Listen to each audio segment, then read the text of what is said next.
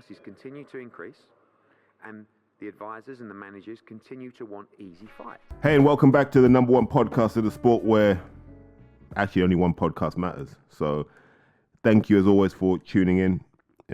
We really have clawed our way to the top of the mountain where people know who we are. For sure. They pay attention. They see the tweets. They see the posts. They listen to the episodes. So it's always good to know that not only is this number one podcast in the sport, it's the podcast that sits at the heart of the sport and people are paying attention.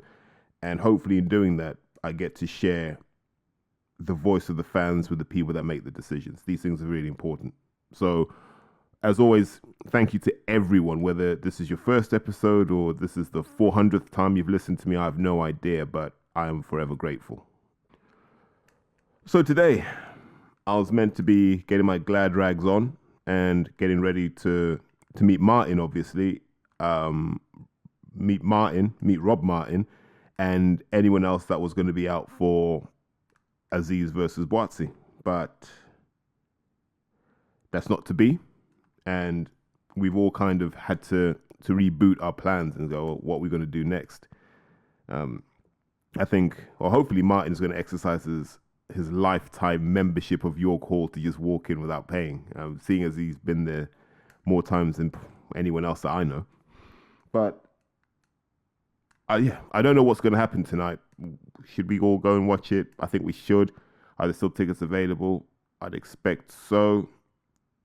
What's happening with the refunds? Nobody has a clue. So that part of it's a mess, and we'll come on to that in a second. But let's just discuss a lot of the stuff that was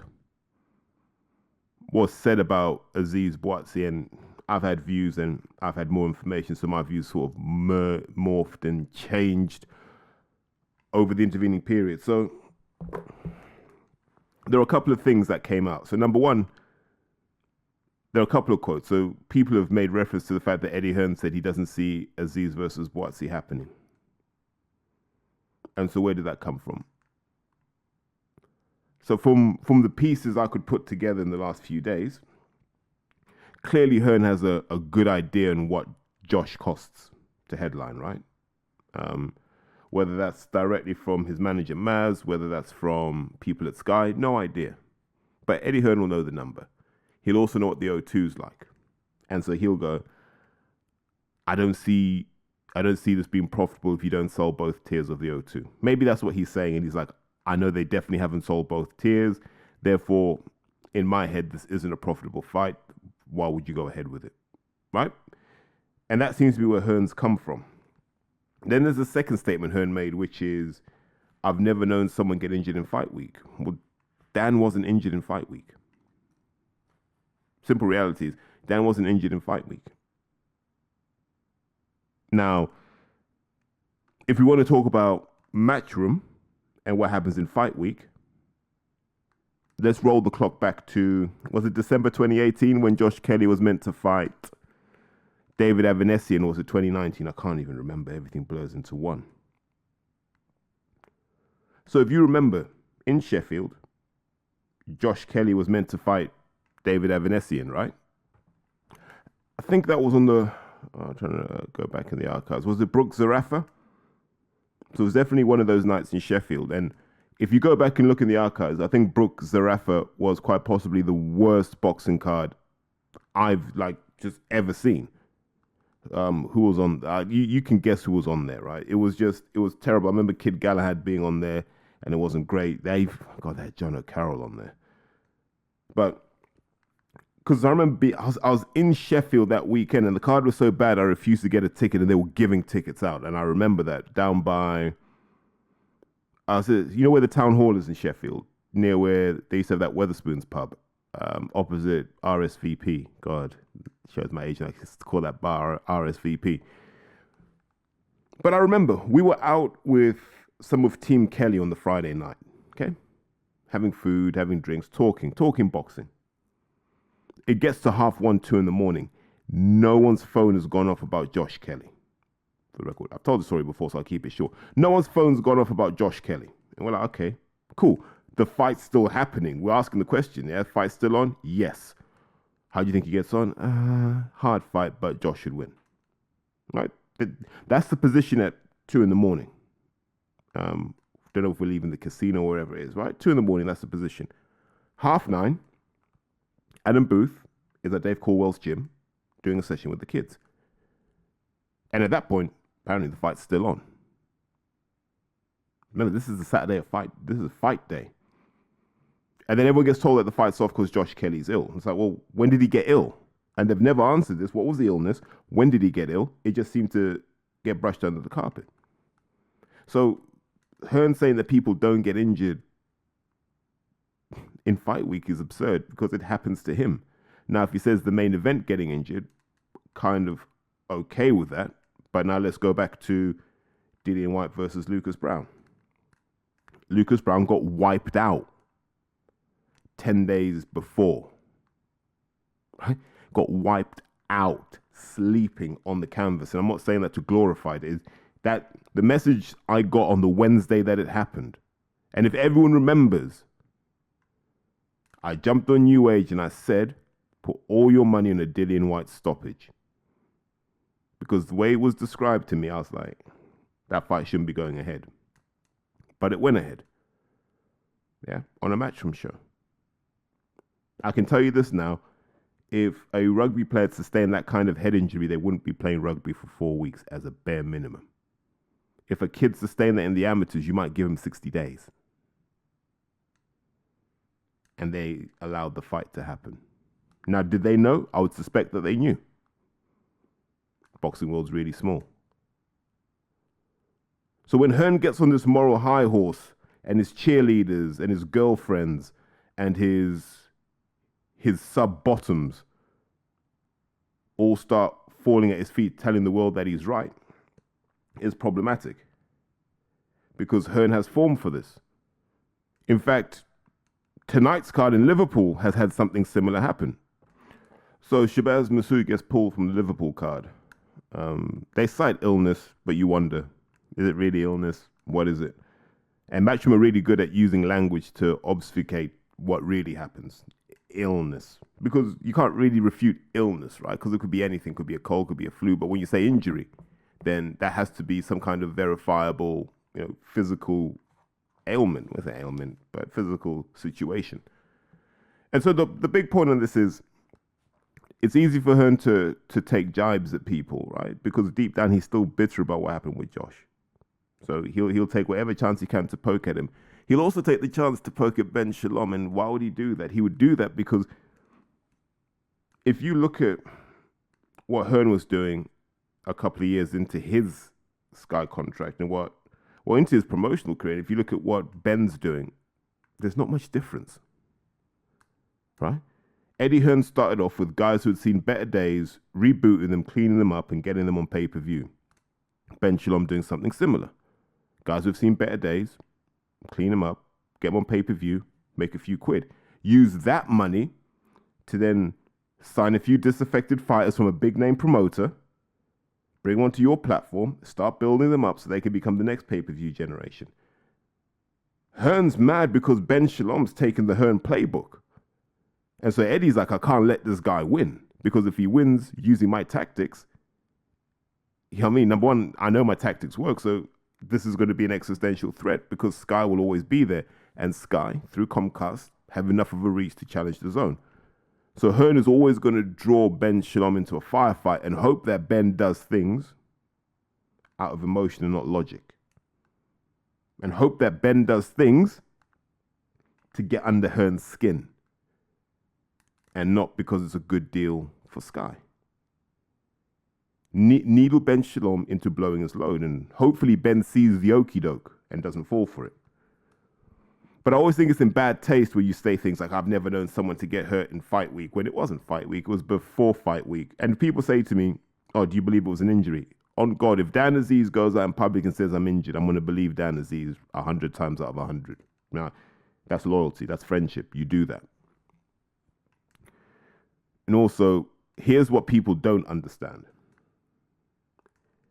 You've had months of knowing that the collision course is today. So you're like, whatever happens, win, lose, or draw, wake up on Monday, don't have to think about it again. Now he's got to think about it again. He'd rather not, by the way. So you wouldn't want to fake it, because it's not like you're going to get more money. The money is the money. The contract's the contract. You want to get it out of the way as fast as possible, either fight for a world title or rebuild as fast as possible. I just think, as things stand, it's unfortunate. I was told that about 10K tickets had been sold by the time the injury was announced. I'm rounding that up a little bit, but that's the number I was told. I'm happy to sit on that number. And when people say, what do you base it on? I say, well, 2 raw novices in Lawrence Okoli and Isaac Chamberlain were able to do this. They were able to sell out the lower tier, and they did sell it out, for the record. Am I supposed to believe that Joshua Buatsi and Dan Aziz can't do something similar? Come on, man. Like even if you say it's a London-centric event, cool. But they can do those numbers. That's not beyond them. So now we move on to York Hall, and it changes the complexion of the card now, because now you look at it as a York Hall card. To get a British title fight between Isaac Chamberlain and Mikel Lawal as a main event at York Hall is insane. If you can get a ticket, go. If you can get a ticket and you're like, what is big name boxing like in an old school arena? Go. York Hall is Isaac's home. What is he, 6-0 at York Hall? He's had his shoulder pop back in there. He's shown that he's a warrior there. He's older, wiser, stronger, more mature now. And he's going to face someone in Mikel Lawal who will let his right hand go. It doesn't matter if it ends up in the upper balcony of York Hall. He won't care. He is launching that. Isaac has to be vigilant, has to keep that left up at all times, has to keep himself angled off so that that right hand always glances the shoulder before it connects anywhere else, just to take the sting out of it. But that's the same shoulder that they had to pop back in. So there's small elements of demons in there. You see, this is where the intrigue comes. Is Lawal going to target the shoulder? Don't know. Has Isaac strengthened the shoulder? Don't know. What I do know is these two guys are going to go for it. And I've seen, I remember Mikel Lawal sparring John Palata, just watching those two. And they were roughly similar weights. There's probably about 3 kilos between them when they sparred. And I'm not going to say you would have paid money to watch that spar, because I don't think anyone would pay money to watch sparring. But you saw 2 incredibly tough men, 2 incredibly hard men just throw heavy leather at each other. And it was a joy to watch. And that's when I knew, I was like, this Mikel Lawal kid has a future if he can put all the other elements of his game together. Now, the thing is, he's going to fight now at a venue where Isaac's comfortable, at a level where Isaac is comfortable, right? In front of a crowd where Isaac is comfortable. Has he added those layers, jab, timing, footwork, positioning, head movement, defense? Has he added enough of those elements to counteract the nerves he's going to feel? Because when Mikel Lawal walks out into that crowd, and the configuration is different this time for York Hall, I think they're just trying to maximize the number of people they can get in. So it's going to be packed. And it's going to be intense. And Isaac's been there before. Can Mikel Lawal hold up enough mentally? Can he keep enough of these distractions out enough that he can get in there and be the best version of him? Because if he can, we've got a hell of a fight. In terms of Isaac, while you want to watch this, finally this man has got a run of form together. He gets to fight for the British. And if he looks good in this, for God's sake, just start lining him up for a world title shot. I don't think Chamberlain versus Opataya is a fight that is a chasm in skills or experience. I think they're both guys who have been in tough from a young age. I'd like to see that fight. That's the fight I'd like to see. If we're just talking about entertainment, Opataya versus Chamberlain, 100%. I don't think Isaac has a problem with southpaws. Seems to handle Wadi Camacho pretty well. So why not? But I think Saturday night's going to be a good fight. If you can't make it, and I know there's some of you who don't live in London or nearby, watch it. Watch it for the atmosphere. Watch it for that main event, if nothing else. So I'm not going to sit here and kid you and tell you that the rest of the card is amazing, because it's not. But the Liverpool card's not that great either. You got Catrell fighting Linares. I've been saying it for years. Linares was fragile at 130, fragile at 135. I think he disintegrates at 140. Problem is, Catrell's not that. He's not that come forward type of guy, is he? Where he can just take out someone like Linares, which is what you need to do to make a statement. If Catrell just comes forward and says, I'm taking him out, fair play. Like, that's how you build excitement. But like I said, a lot of these boxes are thick as mince. So they end up just going, I'm just going to box how I want to box comfortably. If this is a points win, it's a massive defeat for Jack Catrell. If Linares sees the final bell, this is a massive defeat for Jack Catrell as far as I'm concerned.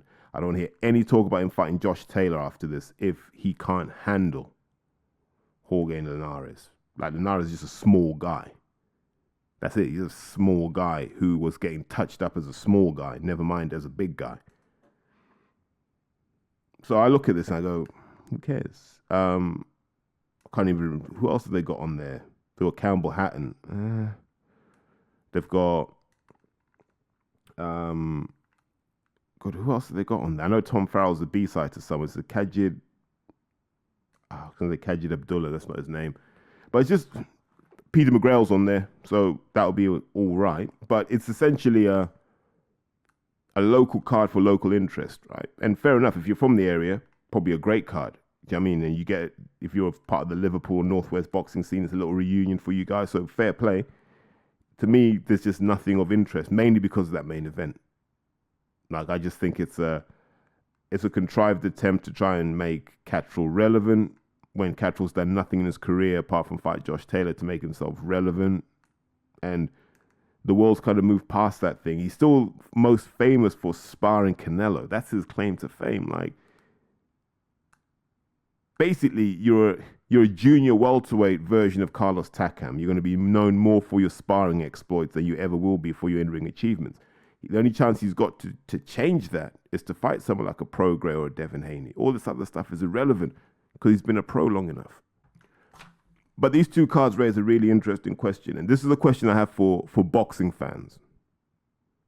When is it okay to be the offspring of someone in boxing? When are you given a pass and when are you given hell? What are the rules on this? Because we've got different rules for different people. So, example, Campbell Hatton, routinely slaughtered in the media, routinely cooked in the media.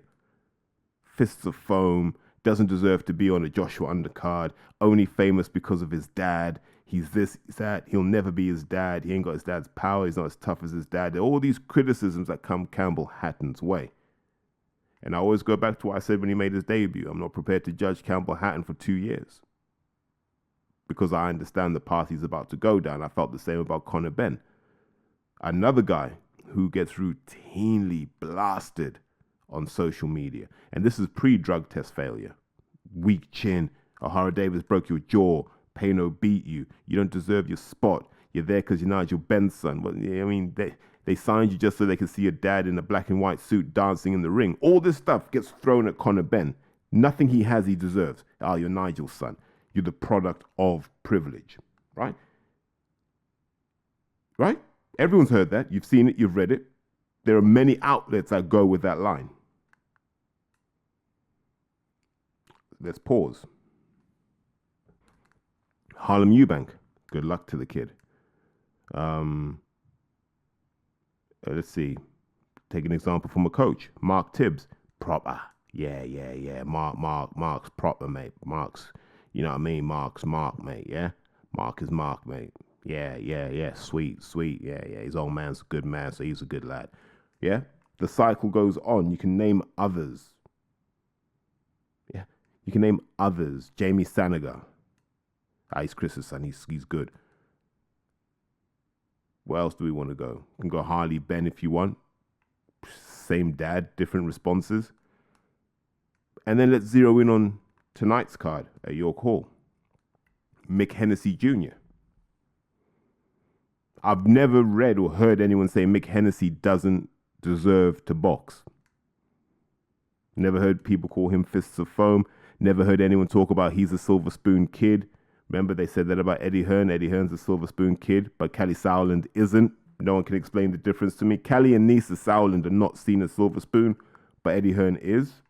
Don't know why. But tonight you've got Campbell Hatton boxing, who people are going to judge based on his father and believe he doesn't deserve to be there. That is nepotism. You got Mick Hennessy Jr. boxing on a show that his dad has had some influence in because his dad promotes Isaac. And no one kicks up a fuss. Now, I have no problem with Mick Hennessy Jr. wanting to box. Cool, box if you want. But what are the rules on criticizing people for using daddy's influence to get in position? What is the answer to that? Because it's not consistent. It's almost as if boxing fans need to be told who the good and the bad guys are, and then they just jump on the bandwagon. Because Mick Hennessy Jr. doesn't get cooked the same way that Campbell Hatton does. And Ricky's not even a promoter. Prince Nassim's kid had his first ever fight on TV. He didn't get cooked the way Campbell Hatton does. You see the hypocrisy you get. Like, boxing fans think they're being told things straight. You're not. There's an agenda. And there's a name that I'm going to leave last deliberately. Hughie Fury. Right? I think Hughie's a good heavyweight. But if you apply the Conor Benn test, if you apply the Campbell Hatton test, if you apply the Mick Hennessy test, where is the criticism for Hughie Fury and people saying he doesn't deserve it? He is a child of privilege. He's this, he's that, he's the third. Where is that? What are the rules? It just seems a bit unfair that some people get it and some people don't. Now, I'll give you my opinion. The goal of every parent, whether it's a mother, a father, irrelevant, is to build something the kids can take value from. If you set up a private medical practice, you want your kid to be involved. Like, you know, someone I knew growing up, father's a billionaire. Everyone knows the brand. She's gone into the family business. The son hasn't, but can do, right? That is the whole point. We build something so you can come into the family business. We want to build something that lasts beyond us. So why would we hold it different in boxing terms? You know, there are people listening to this who own their own building firms, joinery firms. There are people here who have shops. There are people that own pubs, hotels that listen to this. They want their kids to enjoy the benefits of that. They want their kids to be involved. It's a family thing. It's a family legacy. And we're okay with that. Right? We're 100% okay with that. I'm sure if Coogan can get IFL to a point where it's worth a couple of billion, and why can't he? He probably can. I'm sure he wants his kid to take over that. And so it stays in the family. It's a natural thing for a parent to want a kid to enjoy the fruits of their labor. So when Conor Benn says he wants to box, what's his dad supposed to do? When Campbell Hatton says he wants to box, what's his dad supposed to do? When Hughie Fury says he wants to box, what's his dad supposed to do? When Mick Hennessy Jr. and Fran Hennessy say they want to box, what is their dad supposed to do? So that's why I say, what are the rules? And it can't be, well, he did it in the amateurs, because Conor Benn had 19 fights in the AMs. I can't verify all 19, but I can verify at least 10 of them. Campbell Hatton boxed as an amateur. Hughie definitely boxed as an amateur. Mick Hennessy Jr. boxed as an amateur. So I don't understand it. Even Steve Goodwin's son Josh, who had a pro fight, he boxed as an amateur. So it's not that it's amateur pedigree. So for me, I'm going to ask the fans this question. Is it that anyone associated with Eddie Hearn is bad, and therefore Conor Benn and Campbell Hatton have to get it because of what Hearn says? Is it just the Hearn affiliation, or are we saying that this nepotism is wrong? Because it can't be both. Because if the nepotism's wrong, then it's wrong for everybody.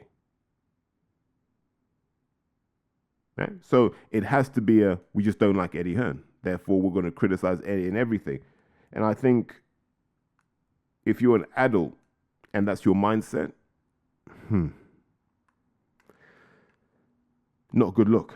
But everyone's entitled to their opinion, so I can't really say too much on that. What I would say, and I do mean this from the bottom of my heart, is at least be clear about why you're saying and believing what you are. Because the reality is, these kids are just carrying on the family lineage. And it's not like, in the traveler community, that's exactly what happens. We're a fighting breed.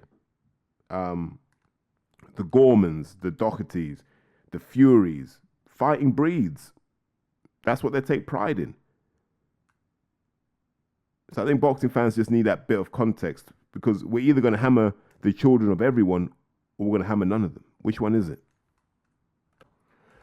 God, let's discuss Showtime exiting boxing, because for me personally, it's heartbreaking. They've been a part of my boxing journey for a long time. I'm sure it's the same for many others too. There are many fights we could probably list and go, wow, that was a great moment on Showtime. But you're going to hear a lot of stuff being said by people, but you got to understand the context about how these games play out, because it's never as simple as the media tell you. So what we've seen in the media market is actually what was always going to happen, right? There's always going to be one or two things was going to happen in the media market as it became more fragmented. You're either going to have just like an orchestration layer, right? Which is essentially one app holds all my subscriptions. So I can access all of my subscriptions through one app, right? That was one of the options. The other option is the market just consolidates. And we've seen that, right? So BT became part of the Discovery Group, got rebranded as TNT Sport, is a clear example of that. You've seen Comcast, and they took over Sky, so Sky sits in Comcast, and so these big American conglomerates are buying up assets. And so you've seen it with so Disney have done it, and now what you're seeing is Paramount doing it. So Paramount merged with Showtime. For non-American fans, essentially Showtime is one of their flagship operations. If you've got a Fire Stick, you've probably watched some Showtime movies. So they've got it's a whole network, right? It's not just sports, it's movies, it's entertainment, it's all sorts. There's loads of Showtime channels, split between West Coast and East Coast as well for the nuance.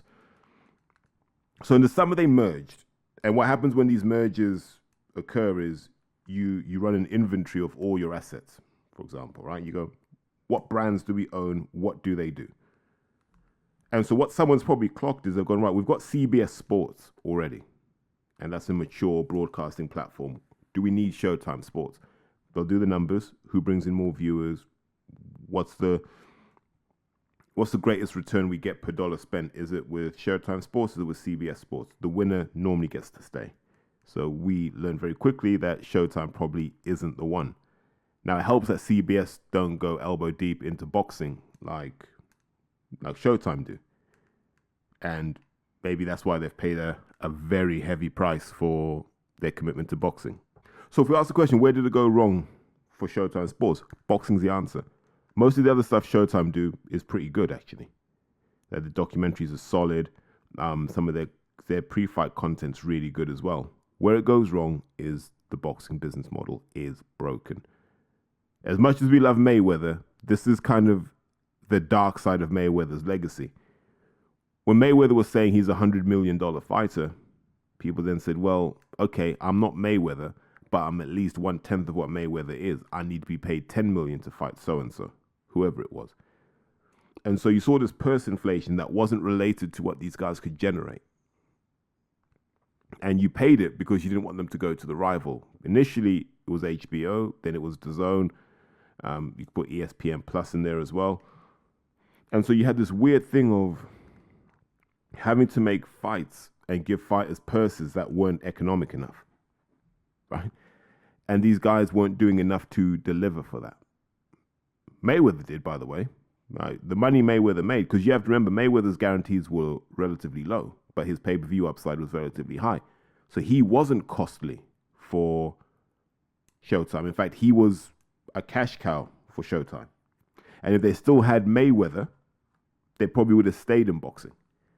But they've never been able to replace Mayweather. No one's come close. Canelo, nope. Haney, nope. Crawford, no. Ennis, no. No one's come close to what Floyd did. and everyone knows my view on this. When Mayweather left boxing, he took all of that money with him because he didn't make anybody else. They didn't come close to making anybody else.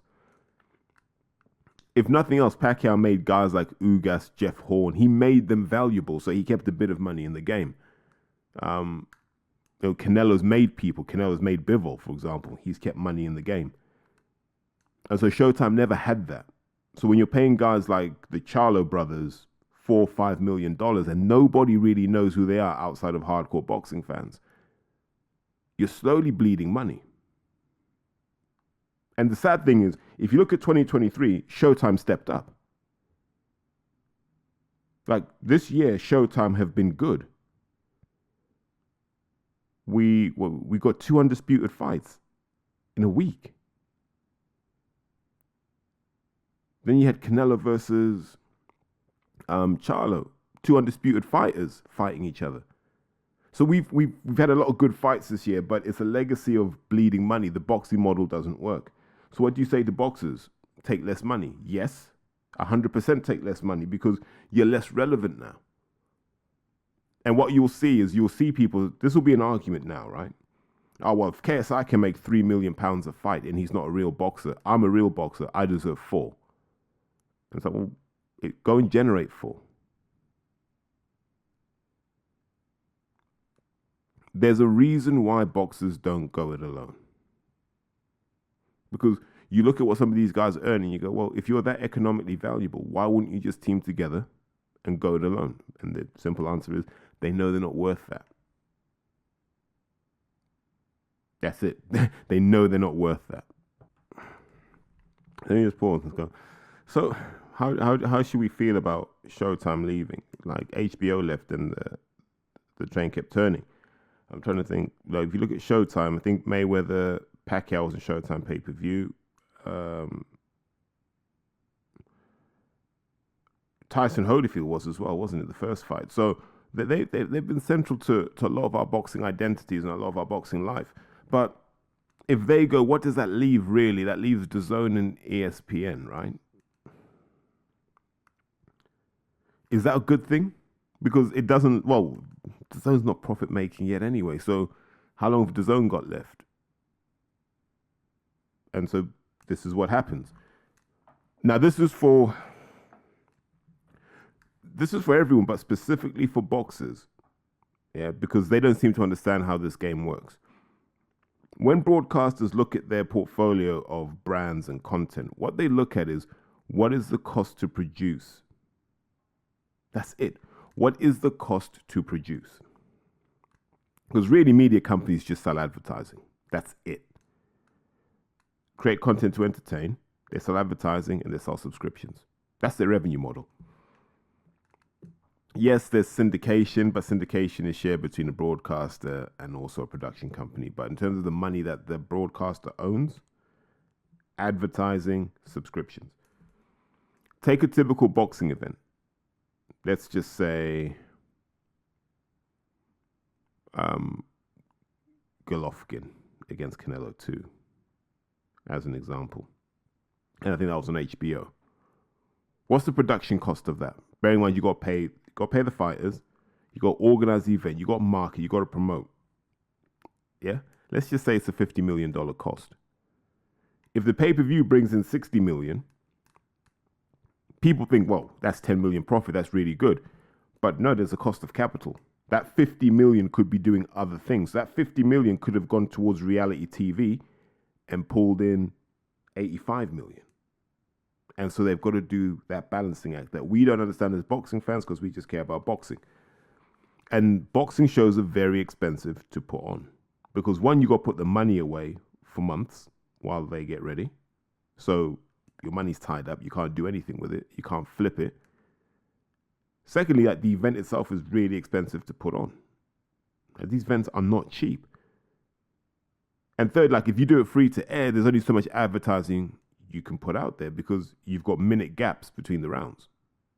And so let's say you've got 12 of those. So actually the unit economics of boxing don't make a lot of sense when you're paying fighters what you're currently paying them. There are a lot of guys that should be on, I reckon, about 20 to 30% of what they're currently on, based on true economic market value. A lot of guys in boxing are overpaid. I think it's true in Britain as well. You're going to start seeing some heads being cut because they don't move the needle. I know Hearn made noises about dropping some people from Matchroom, and he should have done this a long time ago. I'd like to see Sky drop a few people as well and actually start showing some leadership, right? Because here's what boxing fans want to know. Who are you backing? Like, for me, I've said it before, I'll say it again.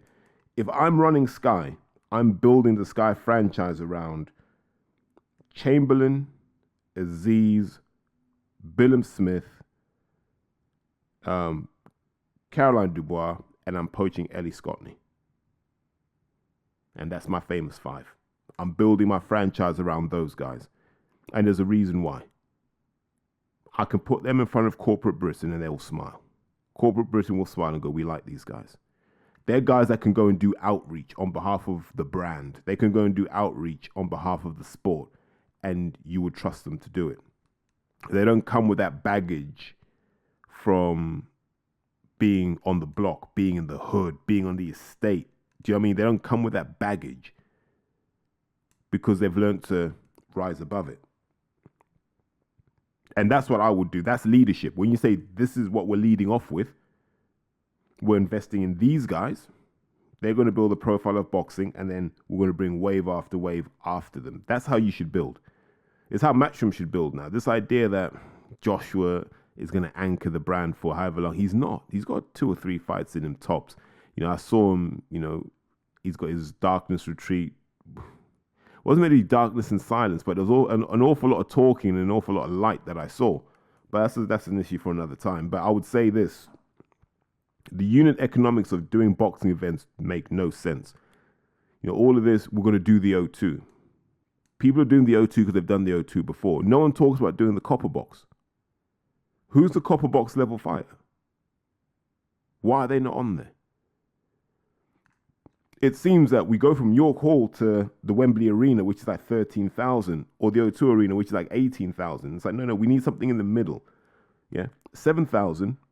Yeah, good. Everyone's got a good view. Everyone can make noise, and it's a good event for boxing. It was specifically designed for boxing. That's what the copper box was meant to be for, and it's never really used, and it should be. But this is the point I've been making for a long time. 90% of managers are lazy. They don't focus on how to build their boxer. It's all about, I'm here to negotiate a purse. We need fights. No, motherfucker. How are you going to take that kid that you sold the dream to, and how are you going to get him to endorse Kellogg's cornflakes? Which manager in boxing has done that? Has taken a kid off the street and positioned them to be the face of a Spotify, for example. Who's done that? I can only think of my friend AP, who did it with Umar Sadiq. I call him AP now, I'm just lazy. He's the guy that I saw pushing for that and saying that's where we need to get to. All these other guys, I want to position you for a title here, a title there. That's chump change, man. Like some people are fighting for the British title for 20 grand. Do you mean like you get a good sponsorship, that's 20 grand. No managers are working on getting you sponsors. Like fighters are doing their own sponsorship hustle. And then the manager's like, I need a percentage of that because the contract says so. They don't do any work. And this is why boxing is broken from top to bottom. It's why the unit economics don't work without pay-per-view. That's why Hearn says I have to do everything as a pay-per-view because of what the boxers want. No, stop paying them. Stop paying Chisora to be on pay-per-view because no one cares. Well, let me walk that back. There's a subset of people in this country who will watch any old shit when it comes to boxing. Like, I don't want to label them because it's a multi-faith temple. Yeah. But they're the people who bought tickets for Chisora versus Fury. You see those sheep there? They're the same people who will go and watch Joshua fight Jermaine Franklin. They're sheep. They'll pay for anything because boxing is their identity. If they can't talk about boxing, there's nothing else they talk about. And the sad thing is promoters exploit that. And they keep feeding them dross and dross, knowing that they will never quit. They're like crackheads. They'll never quit. And so here we are now. Espinosa's, at the end of the year, Espinosa will be done with Showtime. Would love to see him at DAZN, by the way, because that'd be incredible. I think he'd bring the leadership that they've lacked for a long time. I think he understands the unit economics of boxing better than Hearn does. So I'd like to see that battle. And then let's see what happens next. I can see ESPN Plus looking to get an additional promotion. I can see Oscar going over there at some point. But in terms of broadcast, I think you're just going to see people walk away from boxing or just scale back the budgets. You know, if you can't make it work on pay-per-view, you probably can't make it work. And you're going to see a lot of these guys start dropping out the sport because these paydays, they've been basically gifted by ignorant boxing fans. They'll stop at some point because people have got bills to pay now. And, you know, you're seeing it actually with Boxer and the refunds. People are like, I need the money now, man. We've got bills that are going out in 2 days. Where's my refund? And if they don't pay that money back soon, that's going to become a toxic issue for Boxer. And then it sort of diffuses over into Sky. Then Sky have a problem. Yeah, just want to get that one nailed as fast as possible, to be honest. But back to the original point.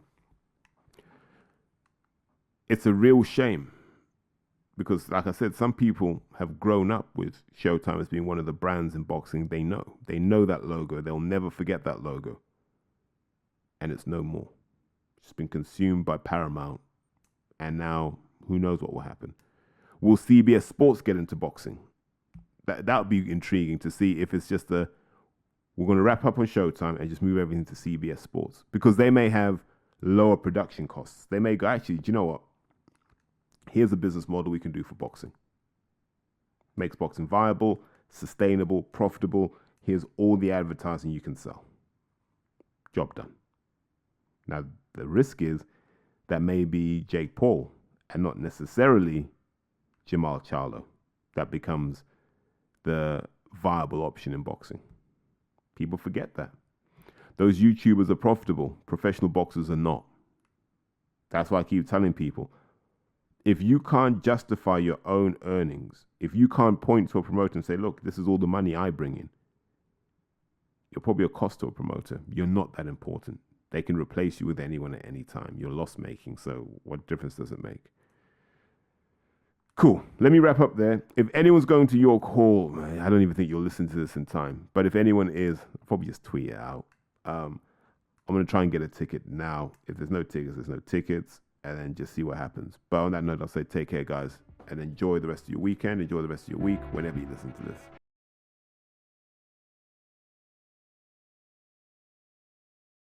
Porky's Corner is proud to be sponsored by Spartan Site Solutions. They are specialists in civil engineering and demolition contracts for the construction industry. Interested parties should visit their website or contact Porky's Corner for a referral at porkycorner@mail.com.